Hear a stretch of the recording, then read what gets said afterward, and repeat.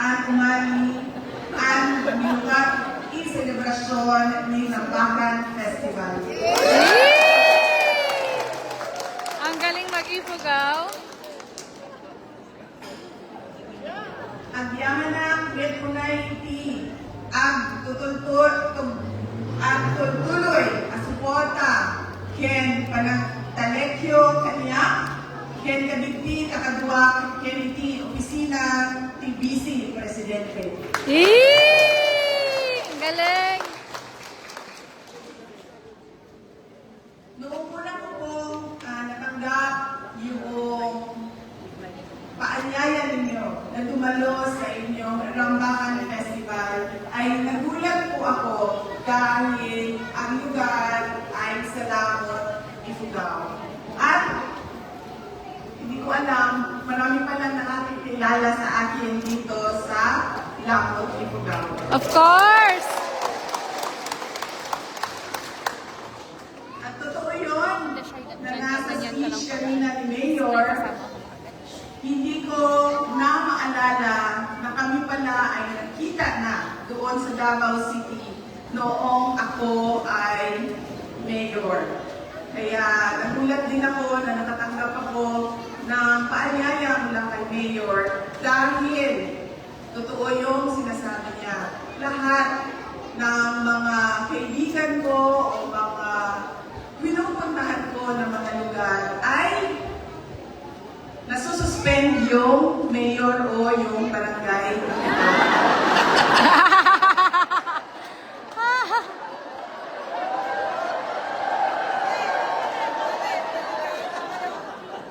Wala ka, Mayor. Lagot ka. Kanina, habang nakikinig ako sa talong party ng ating pinamamahal na mayor, ay napapaisip ako kung madadagdagan ba ang impeachment complaint sa akin o masususpend siya. Tinitignan ko ang mukha ni Vice Mayor. Kasi naisip ko, ibabase ko sa ngiti ni Vice Mayor kung masususpend ba si Mayor.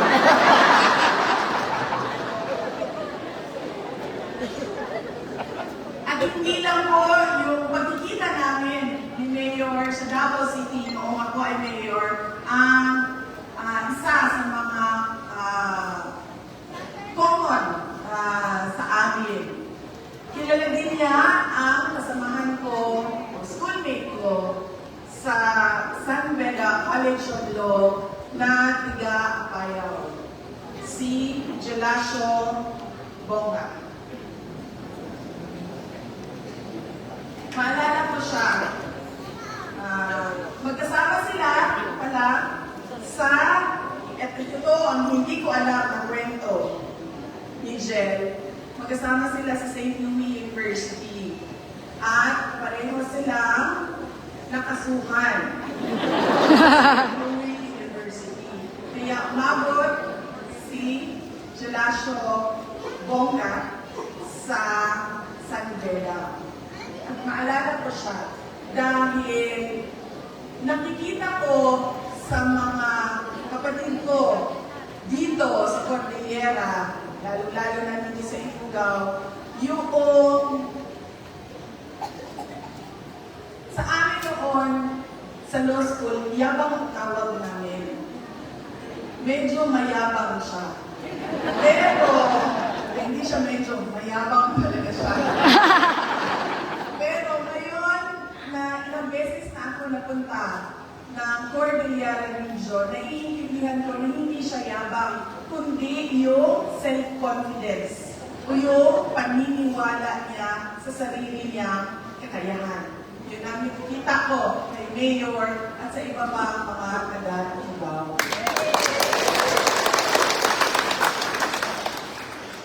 Si Jen ay maliit siya. Tapos, medyo moreno. Hindi na moreno, maitim talaga siya.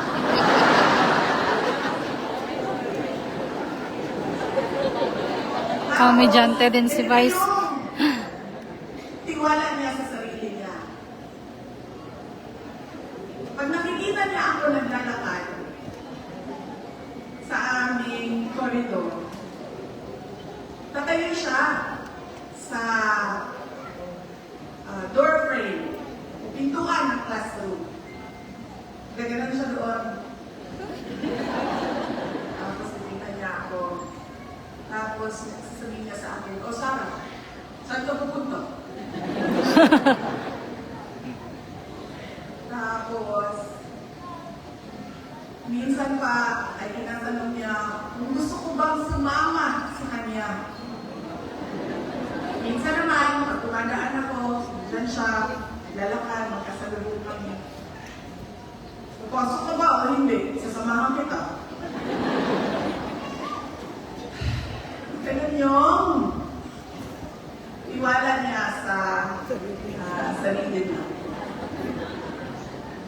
Na noon ay gusto ko sabihin sa kanya, subukan mo nga bumaba ng Mindanao kung ayaw mag-usap. Pero isa siya sa hanggang ngayon, no, kasama ko siya sa law school, hanggang ngayon ay magkaibigan pa rin kami. Pero hindi kami naging magkaibigan. Hindi umabot sa ganyang punto ang lakas ng loob niya.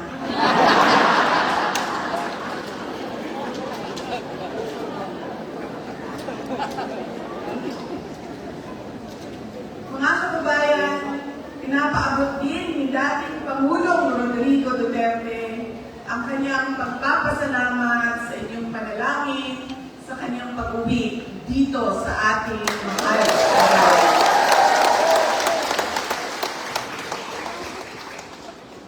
Ang pamilya Duterte ay nagpapasalamat din sa pagkakataon na ibinigay ninyo sa amin na makapaglingkod sa ating bayan.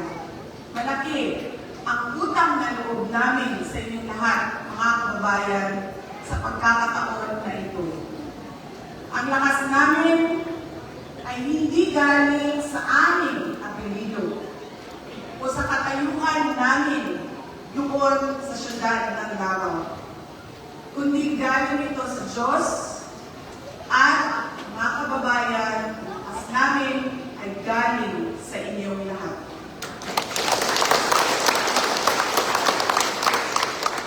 Kaya gaano man kaliit o gaano man kalayo ay kailangan puntahan para isa-isang pasalamatan ang mga kababayang Pilipino. Amen. Isang malaking karangalan ang maging adopted daughter of the municipality of Lamon, province of Ifugao.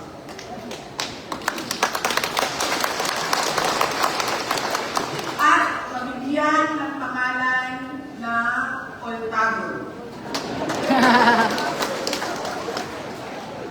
Malapit na siya sa Oragon.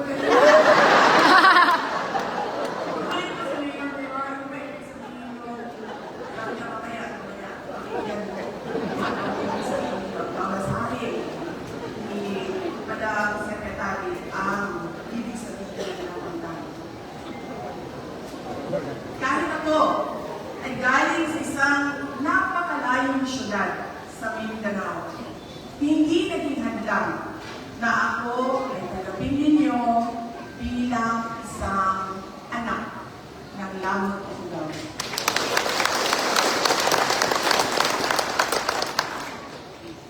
Isa itong napakahalagang regalo na hindi kailanman mabibili ng salapi. At hindi kailanman maibabalik o mabayaran ko sa inyo. Yung aking pagkapanalo sa halalan, kung meron pang halalan, sa taon na 2028, at yung inyong sangguniang bayan o municipal bond ay nasa hangin pa, nasa kamay pa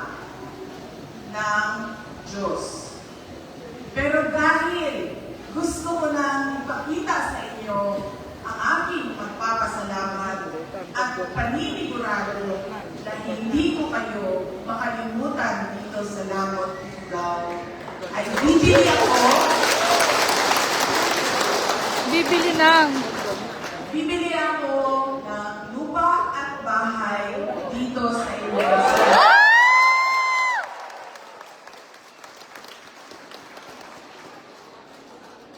Mabuti na yun, madagdagan natin ang unexplained wealth ni Inday Sara sa statement. Saan niya? Yay! Magiging kalugaran na natin si Inday Sara. Mamaya, lahat ko may binigay para maliit lang. Uy, huwag yung hektarya na lupa. Maliit lang. Na pwedeng paglagyan ng kwarto, kusina, at banyo para naman sa susunod na fiesta ay pwede din kayong kumuha ng pansit at sa bahay ko. Uwa kayo ng pansit din daw at lechon, guys. Pinag-iisipan ko pa at parang hindi ko kaya ang adobo na aso. Dahil naawa ako sa kanila. Mabait sila sa akin, ang mga aso. Pero, mga kababayan, kung kayo ay makahanap ng bukaya,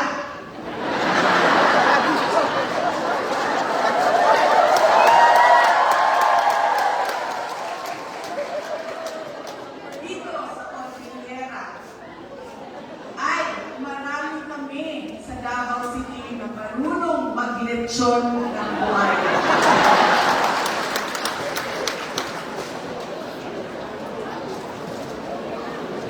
Wen, tagalamot ton, guys. Gumatang sunati, daganak ng balay na to'y lamot Ifugao. The municipality of Langot, province of Ifugao, I feel the meaningful message of this year's celebration. Umuna nilang, united in culture and progress. And this theme is the perfect description of Langot, a community that honors its traditions while courageously embracing development. As we celebrate, let us remember that progress should uplift our culture and should not leave our traditions behind. Our heritage should guide us as we move forward. And when culture and progress are recognized together, we build not only stronger communities, but also a future where our children embrace their roots as they do with progress. Kahapon po ay nandito na kami sa Ifugao dahil maaga kami nagbiyahe kasi naisip ko baka kung ngayong araw kami magbiyahe ay hindi kami aabot sa ating programa ngayong umaga na ito. Biyahe kami at dumiretso kami sa Quiacan, Municipality of Quiacan. Doon kami natulog at namasyal kami sa iba't ibang mga lugar doon sa Quiacan. Una na, kaya pala nawawala si Mayor na ako ng Quiacan.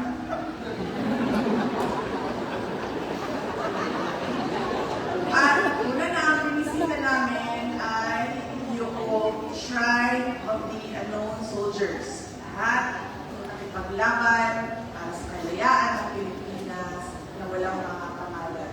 Bigay kami ng maikling dasal para sa kanila at pagpapasalamat sa kanila sa pakikipaglaban para sa ating mahal na bayan. Binisita din kami sa Rice Terraces o Open Air Museum ng Quiacan. Hindi ko po una nakita, kahapon ay hindi yun ang pinakauna kong nakita ang mga terraces. Noong kami ay bumawi noong nakaraang taon, meron na rin kami nakita ng mga rice terraces. At noong kami ay natulog kanila Apo Wangkor, ay nakita na rin namin ang mga rice terraces. Pero sinalin pa rin namin hapon sa aming pagbisita ang rice terraces dahil namamangha talaga ako sa galing ng Pilipino sa paggawa ng terraces. Siyempre, akyat baba kami doon sa Open Air Museum. Pag-akyat namin ay pinainom kami noong baya. Baya. ng mga kaibigan ko doon. Binisita din namin ang Ifugao Museum doon sa Kiangan. At marami akong natutunan, lalo na sa tela at hobby ng Cordillera Region. Dahil ginagamit namin ito sa ating mga podium, yung mga iba't ibang textile o tela sa iba't ibang lugar sa ating bansa. Itong tela na nakikita ninyo sa harap ay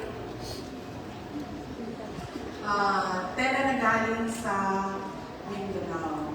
Kahapon, tinuruan kami noong guide sa museum kung paano mag-weave o mag-hobby. At tinuro niya sa Ano amin yung hobby? yung iba't ibang pamamaraan Marami didi tapis.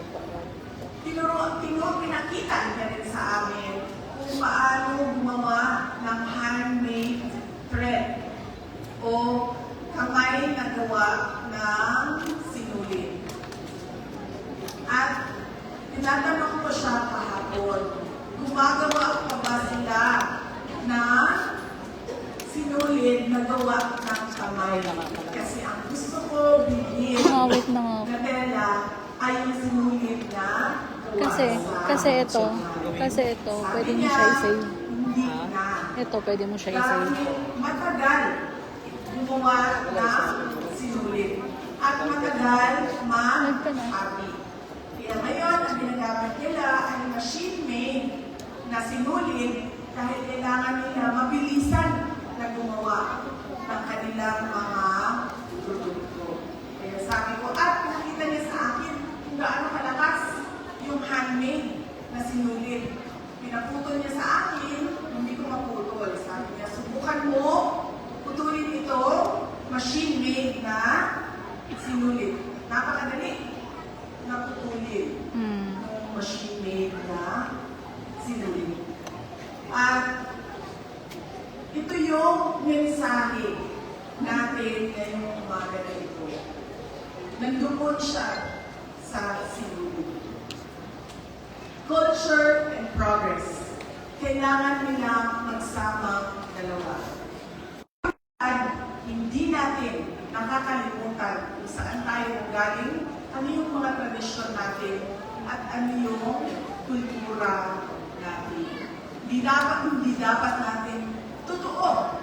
Mas mura, mas mabilis ang gamit na sinulid kapag ito ay gawa ng makina.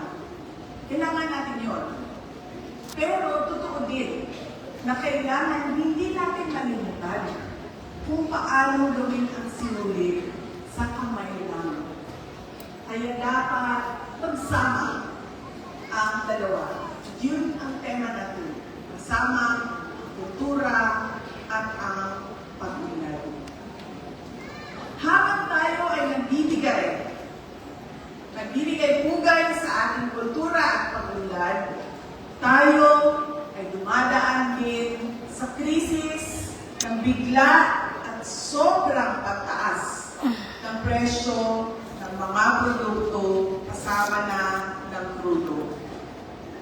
Isa itong dago sa ating pagbago bilang isang komunidad, isang pamilya, at bilang isang bayan. Magiging mas mahirap ang mga susunod na linggo at mga buwan. Kaya kinakailangan pag-usapan ng pamilya kung paano makatipid ng pera. Kulang na nga ang budget noon. Sigurado, mas lalaki pa ang kakulangan ngayon. Puno na nga tayo sa utang noon. Ngayon, mas lalo pang lalaki ang pangangailangan natin ng pondo. Pero nakikiusap ako sa ating mga magulang na nandito ngayon. Huwag natin titirin ang edukasyon ng ating mga anak. At araw-araw, huwag natin kalimutan na ipangaral sa kanila ang kontribusyon ng edukasyon sa pag-ahon nila sa kahilapan. The preservation of our culture and the pursuit of sustainable development rests on an educated society. And your investment in the education of your children not only lifts families out of poverty, it also ensures that Lagot will continue to be uniquely Ifugao, but world-class and future-ready.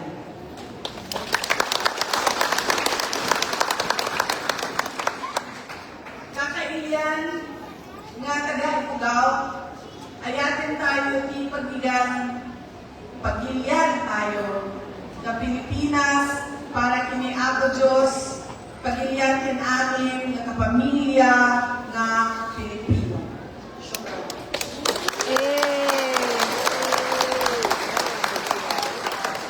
Shukran. Thank you very much, the Vice President of the Republic of the Philippines, Sara Duterte, for your gracious and inspiring words. Your presence, now forever of Lagos rich heritage, makes this celebration truly historic. We will now proceed with the photo opportunity. We will organize this in 10 batches. So for the first batch, please all rise as we take the crowd shot. Lahat po tayo magtayuan para sa ating first batch, which is the crowd shot. Ayan, so maghanda na po yung LGU family. Ayun na po ang susunod right after this. Alright. Ken. LGU officials Papitik na lang ako sa kanila. and Hindi ako department makain ng live. heads, please prepare. A maximum of 30 participants. Guys, mag-end na ako ng live. please. Mag-end na po ako ng live kasi kailangan na po akong kumuha ng mga litrato po ng ating Vice Presidente kasama po ang ating... Alright, now we have the LGU family. Ay, umalis na? Saan sila mag-picture po? Saan sila mag-picture sila?